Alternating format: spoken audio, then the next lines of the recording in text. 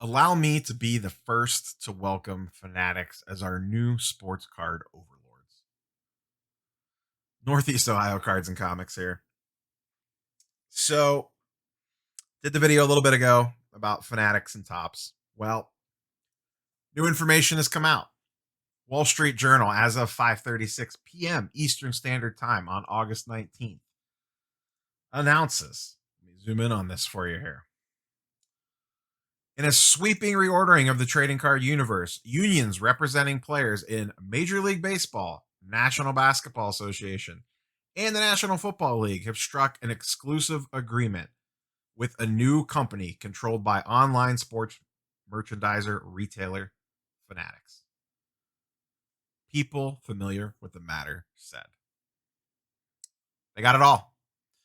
There is varying information on here on exactly when these deals kick in and run through, and there's a whole bunch of shenanigans there, but I'm sure that'll all get sorted out. So, Fanatics has the rights to all the players for all three major sports. Uh this probably means all right, let's walk. We're gonna go a lot of different places with this. This might be a little bit of a longer video. I don't know yet. All right, they have all three major sports on lockdown. Tops is essentially gutted. Yes, they have soccer. Yes, they have F1. They're about to be potentially sold. That was going to vote, I believe, next week. Guess what? Their valuation is completely different now, and they're probably going to be worth pennies on the dollar. Panini, who was also attempting to sell, with this news now, their valuation is shot. And I believe because this is player association agreements, that they can't make unlicensed stuff because that means you can't use the players' names and likenesses. So you have to imagine the deals will fall in place with the leagues themselves next for the uniforms and logos and all that stuff because it's really worthless without whoever controls the union has the power. So that'll be the next shoe to drop. It's just a matter of when. But now Panini's valuation is basically shot. I would not be surprised. I'll be waiting to make the video of Fanatics purchases Panini and Fanatics purchases Tops. At least one of them, probably both of them. I would not be surprised. Whatever this new company is, and merged. Basically, they're just buying the IP. Essentially, they're just buying it so they can carry the brands on forward. So, I would not be surprised if we still have Topps baseball cards well into the future. They will just be getting made by Fanatics. Um, a lot of different interesting angles and takeaways that we could go on this one. So let's just kind of pick a path and start down it. One, the running joke is PWCC could not be happier today to get completely forgotten about and moved off the front page. So kidding aside there a little bit, but they're actually probably fist pumping about this. Let's start here. So they control them all, and we're going to go into a little speculation mode here as well. We obviously don't know that they're going to buy Topps or Panini, but it makes 100% sense from a business standpoint. You go in, you gut them by getting their licenses, destroy the valuations of the companies, and then you could buy the companies for pennies on the dollar. Pretty simple. It's been floated around a bunch on Twitter, IG, a bunch of different places already. This is not an original thought by me. It just makes so much sense. It's ridiculous. So let's assume that they go in and buy these companies for pennies on the dollar. Both were already rumored. Topps was in the process of being sold, and Panini was out there trying to sell as well. Okay. Let's assume in this hypothetical world they get them both. All right. Guess you get Topps Chrome Basketball back. Panini Prism Baseball with logos. Flawless Baseball. Nationals Treasures Baseball with logos. Bowman Chrome would still exist. Do they turn Bowman Chrome? Do we get basketball Bowman Chrome for the prospect cards for NIL stuff? Who knows? I mean, like literally, the possibilities are endless. If they get, once again, this is assuming, and this is a big assumption, that they buy both companies, which I don't see how they wouldn't. I don't know why you wouldn't want to carry on the name brands. More specifically, I think this is important with Topps. Even if they just went after Topps, because there is a history there with Topps Chrome Basketball, Topps Chrome Football. They could just go after Topps and leave Panini to the side and just use Topps as lines of product. That is absolutely a possibility. Or they could go after both. Who knows? They may just end up going after Topps. That would be interesting. Then Topps Chrome comes back and it's the dominant player for Topps Chrome football, basketball, and baseball. I would not put that past them. They very well could do that. I just had that thought while we were just kind of talking through this. Maybe they just go after Topps and say, Panini, we actually really don't need you. We'll just roll out Topps Chrome basketball again and be done. But they could go after Panini too if they could get him for cheap enough. It might be worth it for some of the other IP licenses just to carry things on for some of the Panini products that have done well, like Prism. Prism is the dominant player in the basketball and football side of things. How that would compete with a Topps Chrome product under the same umbrella, I don't know. But you could release both of them, separately across two different time periods. Regardless, they're going to buy out one of them. I think Topps is the better candidate if you're only buying one, because Topps is so important for the baseball branding. And Topps has a history with the other products that you could bring back from the dead. Whereas if you go with Panini, there's not a lot of Panini baseball. There's no good long-term history with Panini and the products. It's all recent term. So they could do both. They could just go Topps. If they only go one, my guess would be Topps. But my guess is that they try to just buy both out. And like I said, that takes us down some interesting paths of some classic sets coming back that are long gone now, because Topps doesn't have the license anymore. I mentioned this in the video I did earlier. I would not want to be a distributor or someone that's playing middleman right now. Fanatics, most likely, or whatever this, I guess technically it's going to be a new company, but we don't know what it's called yet. Whatever this new entity is going to completely shake all that stuff up. I would not be surprised if the distribution model that is currently in place goes completely away. Direct accounts goes away. All that stuff gets shaken up. I don't know that side extremely well. I've never owned a shop. I've never dealt with it. I just know, based off of what I hear interacting with people in the world. But I have to imagine all that stuff goes away. They are a big enough company. And if they're starting from the ground up, they're not going to want to piece that stuff out and leave money on the table, essentially. Why have a middleman when you could just be the man? There's no need for that stuff if you're starting from the ground up. So my guess is that stuff gets shaken up. What it turns into, I don't know. I mentioned this in the video earlier as well. They have a massive online selling platform already that they do business from. I don't think that they will, but if they wanted to, they could just completely cut LCSs out of it if they wanted to. Once again, I don't think they will. They could, though. Until we know for sure, I doubt that they would do that. I feel like they wouldn't do that, but maybe I'm giving them too much credit. But you would think you would still want an outlet maybe to sell your high-end stuff, but I just feel like if they wanted to, they could just do it themselves. I think the only reason they would want to do that is because they understand the importance of the LCS to the general health of collecting in the hobby. So you need to have that in place. And you need that support system, like that grassroots support system, to hold up the overall structure. Hopefully they're smart enough to see that, but I mean, really, who knows? Because they could just direct sell the stuff off their website to us, and a lot of people wouldn't care if they just had direct access to it. It gives them an opportunity to completely blow out the online space, completely control that from the ground up once again, and they already have the platform for this on the merchant or the clothing side. So they have the groundwork there. They could just copy and paste it over, make some tweaks, fix some botting stuff, and you're off and running. Essentially, obviously, I'm making this sound way more easy than it actually is probably to do, but you get the point. And then, do they go after anything else? So if let's say they buy Topps, they stole the MLB, not steal the MLB license, but they got the MLB license, gutted Topps, which allows them to be completely open to purchase. If they purchase Topps, the rest of the licenses would go with it. So that means they would get soccer. That means they would get F1. That means they would get. Um, I don't know how the Star Wars license works. I believe that's Topps. Marvel is Upper Deck, and I forget what else Topps has, but they could make that play.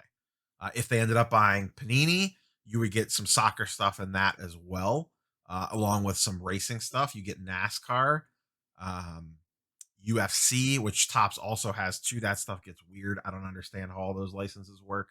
But you'd pick up a lot of other random stuff along the way if you purchase those two companies, which makes me think maybe they end up trying to go after both because they just want them. They would basically just be buying them for the licenses to get it all under one roof. So then that leaves Upper Deck alone on an island. And this is the interesting one. I don't know a lot about Upper Deck, but they have the hockey license is their big thing. They have Marvel, and they also have, and this is where it gets crazy. Upper Deck has Jordan. Upper Deck has LeBron. I don't know that Upper Deck would sell. I believe they're privately owned by a family, not a corporation. I could be wrong on that. But if they would pony up for the hockey license to gut Upper Deck, because the hockey license is a big deal to Upper Deck, and basically force them into selling and got the LeBron and Jordan licenses back. And they had the ability to print a branded basketball product with Jordan and LeBron in it, Jordan and LeBron autos in it, in a high end basketball product. Oh boy. Imagine National Treasures with a LeBron James, Michael Jordan dual patch in, or Flawless or Eminence or whatever, pick whatever high end product you have. Obviously we have that sort of stuff already in the old Upper Deck Exquisite. Imagine if they got Upper Deck, they could bring Exquisite back. If they could get Upper Deck. Once again, we are in full speculation mode here. We are off the reservations of what's actually happening. I'm spinning this forward for what could happen going forward. Because once you have all three, I assume they're going to want it all. You get hockey into the fold, and they might not even want hockey, but you use hockey as a way to gut Upper Deck, as a way to go after Upper Deck then. And then they control the whole kit and caboodle. And like I said, to me, getting Upper Deck is not so much about hockey. It's about getting Jordan and LeBron and being able to do stuff with them again. And going forward, because LeBron's kid comes to the league, and a few other people have gone with Upper Deck exclusively. Um, to get those licenses knocked out, you don't have to worry about that anymore. There would be no one else to go to. You wouldn't have to concern yourself with that anymore. Imagine the LeBron James, Bronny James, dual RPA out of 50 or whatever in whatever Fantasyland product you want to make up. But getting Jordan and LeBron back in the fold and being able to print licensed products with them would be massive. I'd also be curious to say that happened and LeBron and Jordan auto cards were a thing again. What would that do to the existing value of LeBron and Jordan Upper Deck Exquisites and all that other stuff that's out there?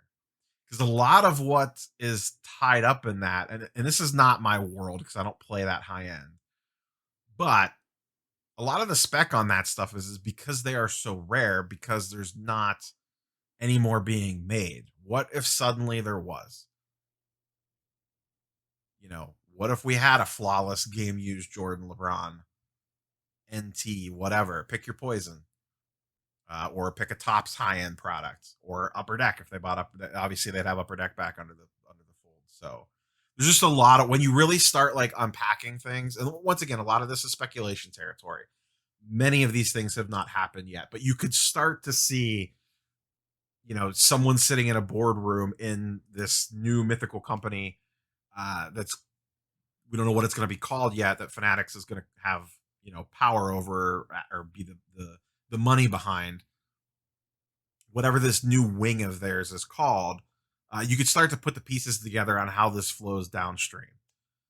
You get the licenses, it guts the existing companies. You buy the existing companies on the cheap for the IP. bring all their brands in house. Now we could do whatever we want with them. Now we could put whatever we want on cards, this, that, and the other thing. Then you spin it forward with Upper Deck. You can see how that falls in. Plus, they control all the smaller ancillary stuff with Marvel and hockey and soccer and F1 and UFC and wrestling and all these other little pieces and parts of the pie that don't make up big slivers but have niche markets. And then they just control all of it. And they're one-stop shopping because they have a massive online selling platform already. Once again, I hope they're smart enough to realize that you do need the LCSs for the overall health of the hobby and collector confidence. You have to have the LCSs, so you have to figure out a way to work with them. But like I said, maybe I'm wrong. Maybe they go full greed monster and they don't care. And they bring it all in-house to sell everything direct from them. You just log on to your whatever this thing ends up being called, your account on there. You buy whatever you want. You want Topps Chrome Basketball 2027 first off the line. You hop on their website and you purchase it, and they ship it out to you.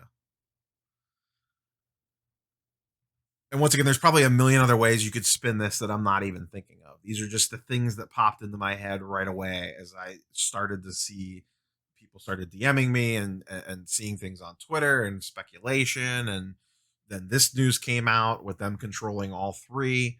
And once again, there are some years listed in here. MLBPA deal begins in 2023. MLB's current agreement with Topps runs through 2025. The NBA and NFL unions deal run through 25 and 26 respectively. Now, so we don't know what this means in the meantime. I'm sure that stuff will get floated out, so I'm not going to speculate on any of that stuff because there's going to be these weird periods where we don't really know what happens here. Because Fanatics is going to will take over probably once those deals run out. But yeah, that's an interesting one, specifically on the MLB side of things, because the MLB PA deal begins in 2023, but Topps' current Major League Baseball deal runs through 2025. But Topps can't print MLB cards without players on them, and that would go to Fanatics in 23. So would you have 2 years of unlicensed products? And once again, this is assuming that Fanatics does not purchase Topps outright, which I really think is going to happen. And then I really think they go after Panini as well. To be quite honest, I can 100% see that happening.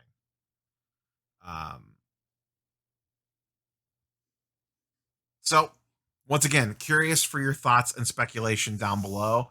I am sure this will be an ever evolving story, and this will be the talk of the town for days and weeks to come.